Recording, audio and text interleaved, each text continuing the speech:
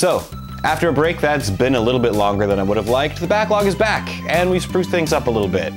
But I don't want to dwell on that too long because the focus of the show, as always, is going to be about the games. And I've got a doozy for you today. Now, Tetris is probably the most well-known video game in the world, and you probably think that you've seen all the formula has to offer. But there are plenty of ways to spice it up and bring a whole new flavor to it.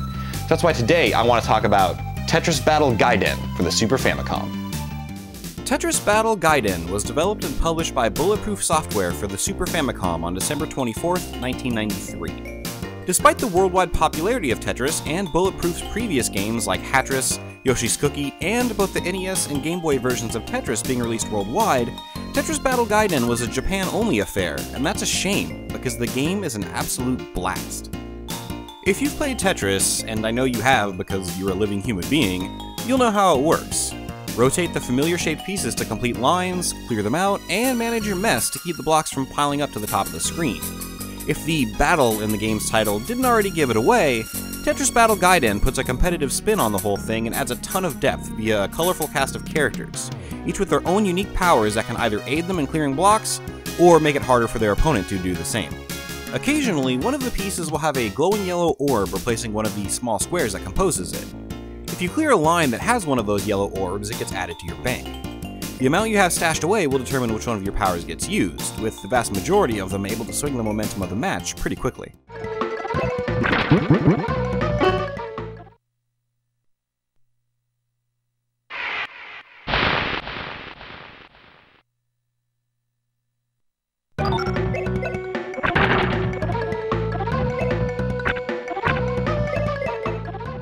The game's characters are all super cute and colorful cartoon characters.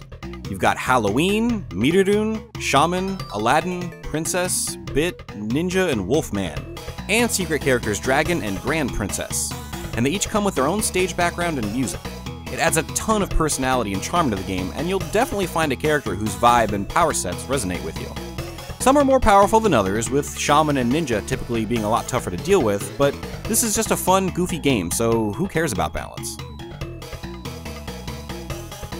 What makes Tetris Battle Gaiden so much fun to play with others is that you can't just play it the way you would vanilla Tetris. Everything you've been learning your whole life has to go out the window. You can't just keep building up your board and waiting for the long skinny pieces to score points. This does dump some blocks on your opponent, but your utmost priority needs to be clearing out the yellow orbs. If you're not clearing them out while your opponent is increasing their stock, they're going to be able to use their powers to mess you up pretty easily. Compounding this is the fact that you both share incoming blocks. There's only one next block list, and it's a first-come, first-served basis. If the next block on the docket has an orb, you may find yourself wanting to drop your block quickly to ensure you can grab the next one and work on increasing your orb stash. It's all a very delicate tightrope block, but it creates the same kind of raucous, shouting and laughing multiplayer sessions that really make good two-player games memorable experiences. There is a one-player mode, but it's kinda boring. It's not as much fun setting off a power at just the right time and messing up a soulless computer player as it is doing the same to your buddy and watching the smoke start coming out of his ears. This really is a game that you're going to want to have at least one other person for, if not more. It's the kind of game that anyone can pick up and learn quickly, so you don't need to worry about some kind of huge barrier of entry as far as skill goes. It is an import game, and the menus and text are all in Japanese, but you shouldn't have too much of a problem getting around the game. Knowing katakana helps so you can read the power names, but it's not a deal breaker because there are plenty of guides online that explain the powers and what they do. It's a little bit weird playing Tetris and not hearing the familiar Russian tunes from the NES version, but Tetris Battle Gaiden has a killer soundtrack. Each character's tune fits their personality perfectly and keep the game feeling lighthearted and fun. It's definitely a soundtrack you'll be looking to add to your iPod to listen to even when you're not playing.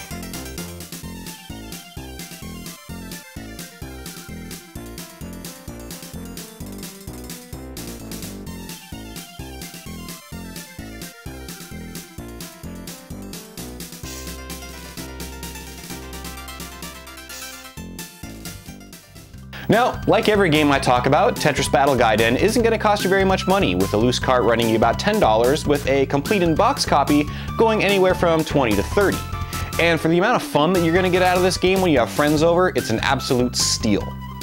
Tetris Battle Gaiden takes the classic Tetris formula and dresses it up with so many fun competitive mechanics and wonderful production values, I really can't understand why it never made it out of Japan.